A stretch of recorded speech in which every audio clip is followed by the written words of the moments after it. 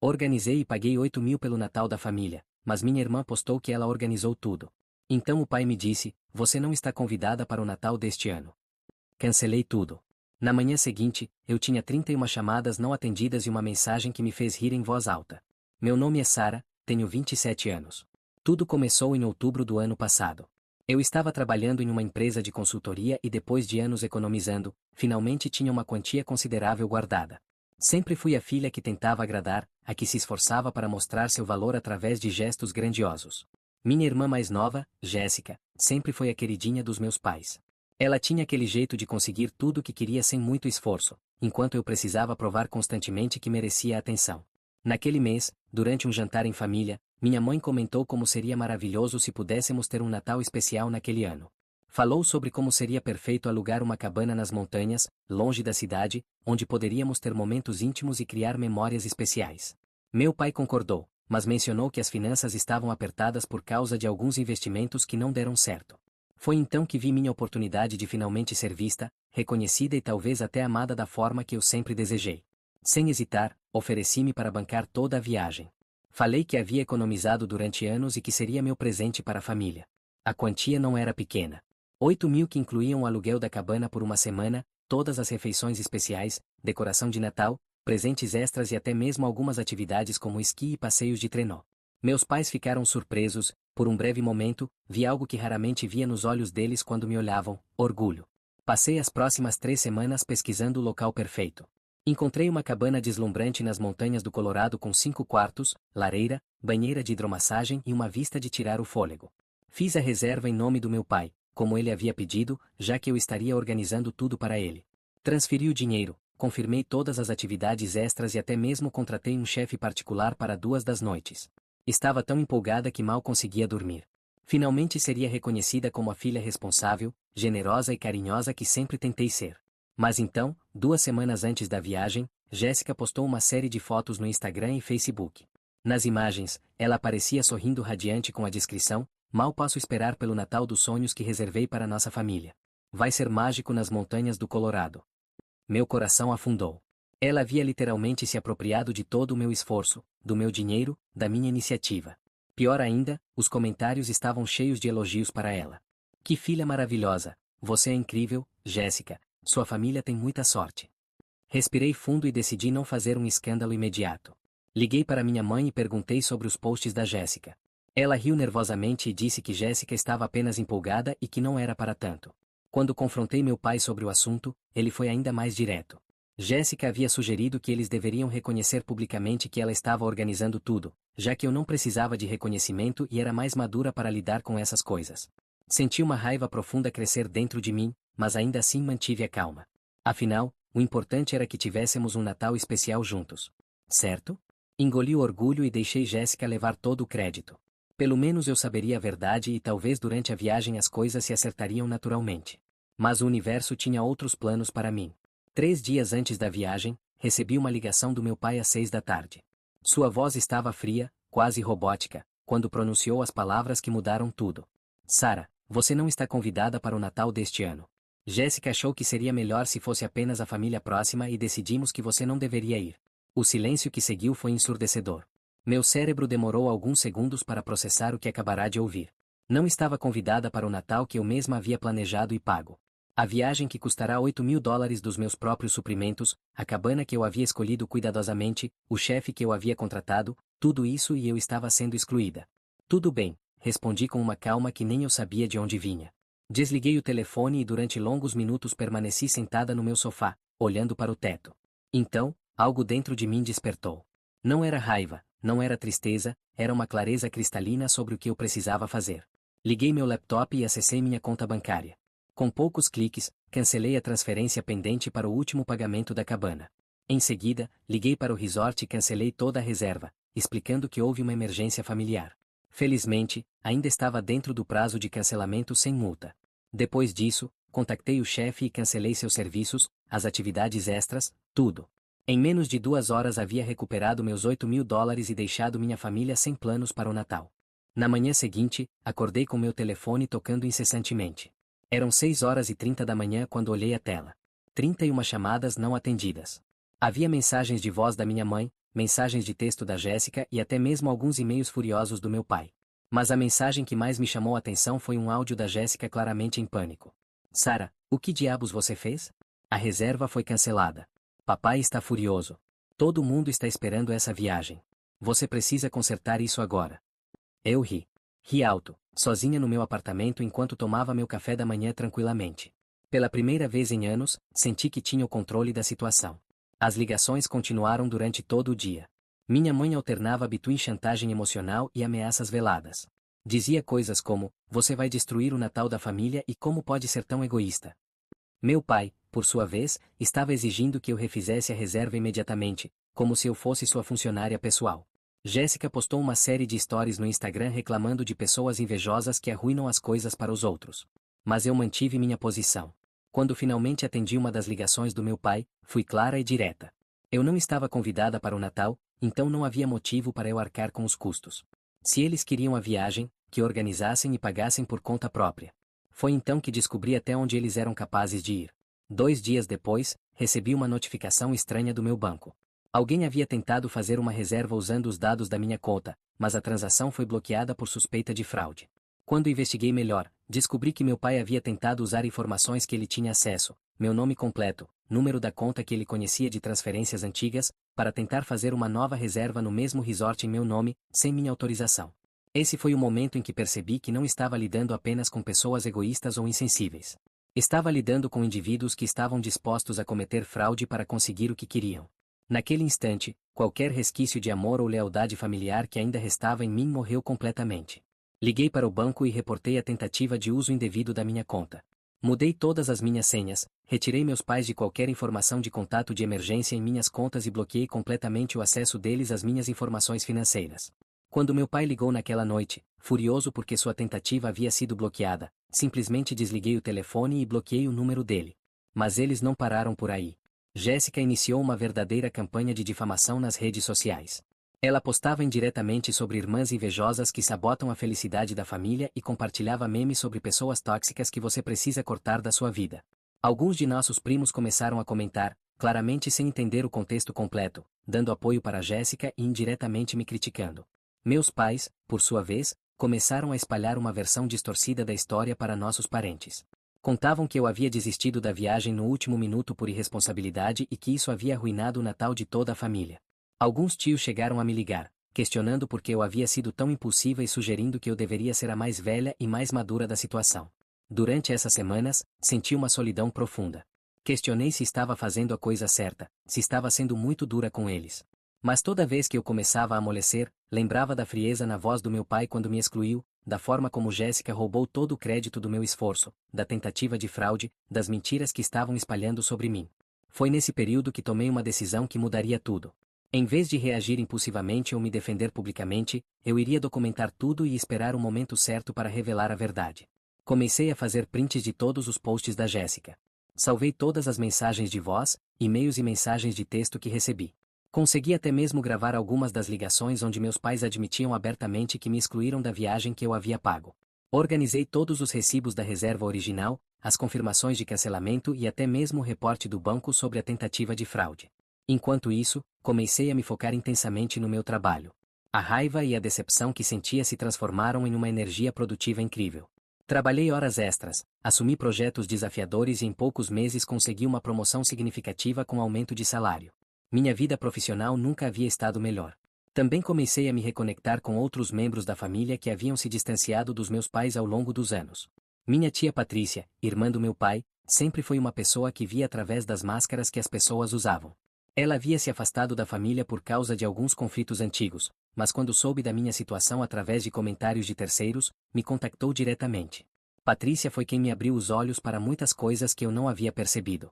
Ela me contou que meus pais sempre tiveram essa dinâmica de jogar os filhos um contra o outro, que Jéssica sempre foi manipuladora desde pequena e que eu sempre fui vista como a ATM da família, alguém de quem eles esperavam recursos sem dar nada em troca. Mais importante ainda, Patrícia me revelou que meu pai estava espalhando uma versão ainda mais distorcida da história para parceiros de negócios e conhecidos. Ele estava se colocando como o pai sofredor, que teve que lidar com uma filha irresponsável que desistiu de ajudar a família quando mais precisavam. Essa informação foi crucial para o que eu estava planejando. Durante os meses seguintes, mantive um perfil baixo. Não respondi às provocações de Jéssica nas redes sociais. Não rebati as mentiras dos meus pais para os parentes. Não tentei me defender publicamente. Em vez disso, comecei a comparecer em eventos da família estendida, aniversários de primos, churrascos de tios, reuniões casuais. Sempre bem vestida, sempre sorrindo, sempre demonstrando estar bem e estável. Minha presença nesses eventos começou a contrastar fortemente com as histórias que meus pais estavam espalhando. Era difícil acreditar que eu era irresponsável ou problemática quando eu chegava nos eventos dirigindo meu carro novo, que comprei com o dinheiro da promoção, sempre com presentes apropriados, sempre contribuindo positivamente para as conversas. Jéssica, por outro lado, começou a mostrar sua verdadeira personalidade. Sem ter mais a mim como alvo de comparação constante, ela começou a criar problemas com outros membros da família. Reclamava publicamente quando não recebia a atenção que achava que merecia, fazia comentários sarcásticos sobre as conquistas de outros primos e continuava apostando indiretamente sobre pessoas falsas sempre que alguém da família postava algo positivo. O comportamento dela estava começando a irritar pessoas que antes a defendiam cegamente. Alguns primos começaram a fazer comentários sobre como ela estava sempre reclamando de alguma coisa e como era cansativo estar perto dela em eventos familiares. Meus pais, tentando proteger a imagem da filha favorita, começaram a ficar ainda mais defensivos e agressivos.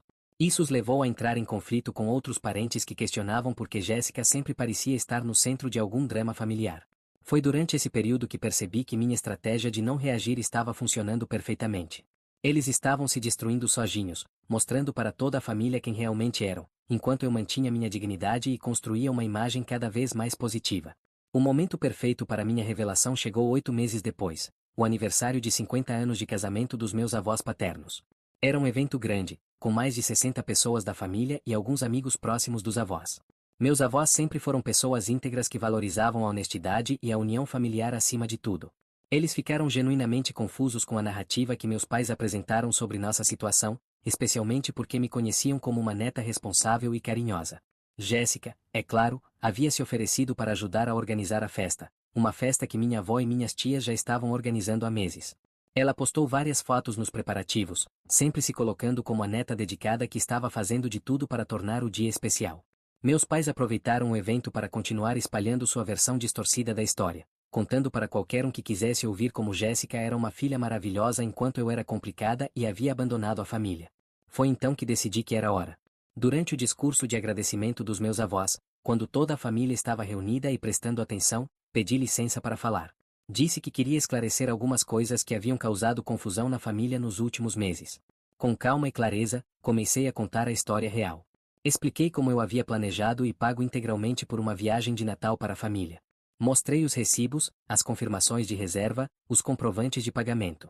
Depois mostrei os prints dos posts onde Jéssica se apropriou de todo o crédito pelo meu trabalho.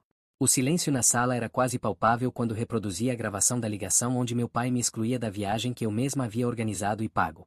Algumas pessoas ficaram visivelmente chocadas quando escutaram a frieza na voz dele. Mas o momento mais impactante foi quando mostrei a documentação do banco sobre a tentativa de fraude. Expliquei calmamente como meu pai havia tentado usar indevidamente minhas informações para fazer uma reserva em meu nome, sem minha autorização, depois de me excluir da viagem.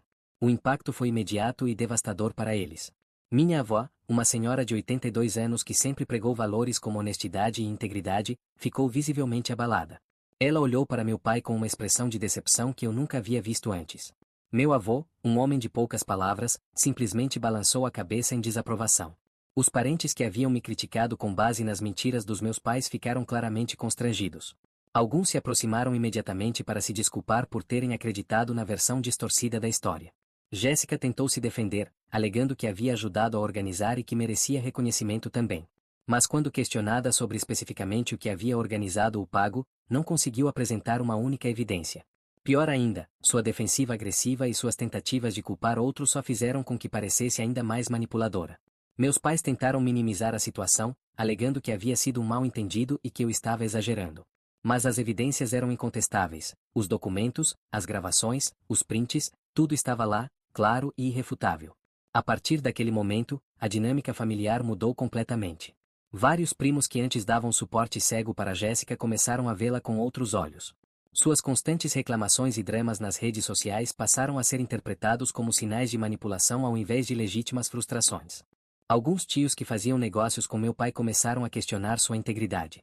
Afinal, se ele estava disposto a tentar fraudar a própria filha, Que outras desonestidades poderia estar cometendo em outros aspectos da vida? Minha mãe, que sempre foi cúmplice e silenciosa dos comportamentos abusivos do meu pai e da manipulação da Jéssica, ficou marcada como alguém que permite e facilita esse tipo de comportamento tóxico. Nas semanas seguintes ao aniversário dos meus avós, recebi dezenas de mensagens de parentes se desculpando por terem me julgado mal. Alguns confessaram que sempre desconfiaram das histórias dos meus pais, mas não queriam se envolver em drama familiar. Jéssica perdeu várias amizades quando a história se espalhou além da família.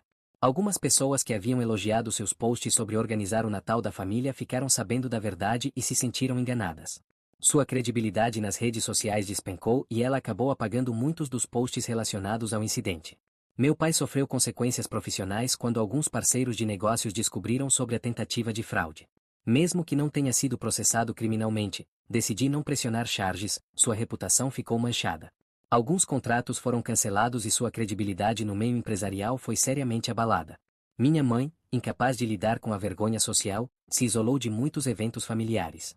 Quando aparecia, era claramente tratada com frieza por parentes que antes a respeitavam. O mais irônico de tudo é que eles nunca, nem uma única vez, admitiram que fizeram algo errado. Mesmo confrontados com evidências irrefutáveis, mesmo vendo as consequências dos seus atos, eles continuaram tentando se fazer de vítimas.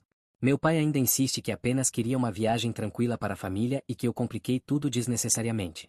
Jéssica ainda aposta indiretamente sobre pessoas que guardam rancor e sobre como a família deveria estar acima de tudo.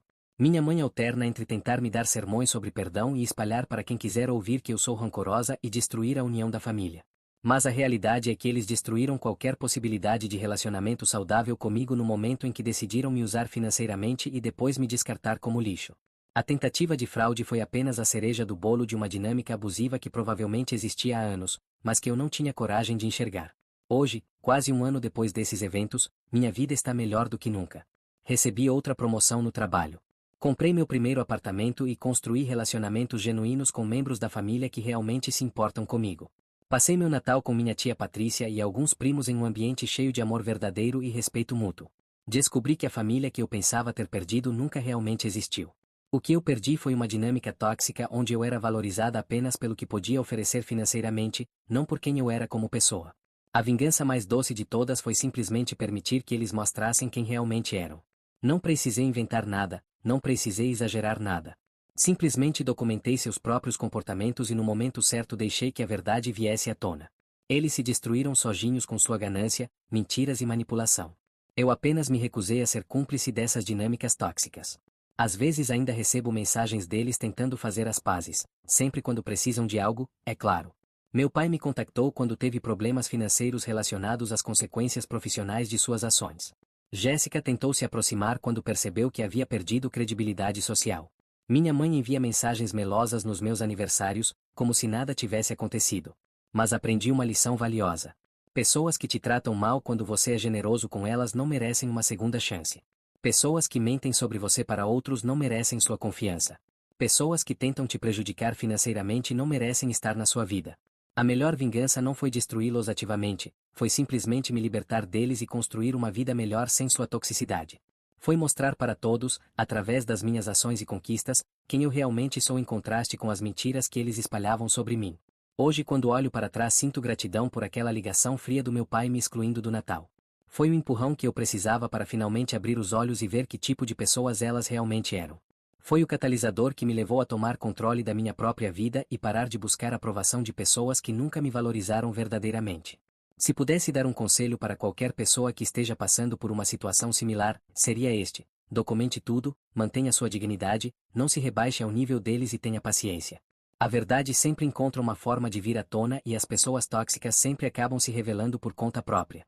A melhor vingança é viver bem, prosperar e mostrar para o mundo quem você realmente é, livre da negatividade e manipulação de pessoas que não merecem estar na sua jornada. E você, se estivesse no lugar dela, o que faria diferente? Deixe seu comentário.